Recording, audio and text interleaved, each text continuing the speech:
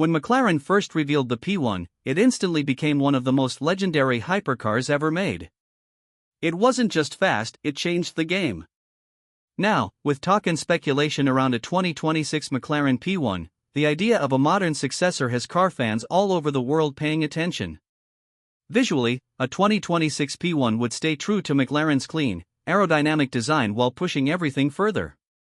Expect a low, wide stance, sharp front lighting, and sculpted bodywork that looks like it's been shaped by air itself. The front would be aggressive but smooth, with flowing lines instead of sharp edges, giving it that unmistakable McLaren identity. From the side, the car would sit incredibly low, with dramatic curves and deep air channels that make it look fast even when it's parked. Around the back, the design would be just as purposeful. Slim LED taillights, a massive diffuser, and an active rear wing would dominate the rear view. Everything would be there for a reason: performance first, drama second. Under the skin, the 2026 McLaren P1 would likely continue the hybrid philosophy that made the original so special. A powerful twin-turbo engine paired with electric assistance would deliver instant acceleration and a smooth, relentless pull. It wouldn't just be about top speed, it would be about how fast and effortlessly the car responds the moment you touch the throttle. Inside, the cabin would be minimal and driver-focused.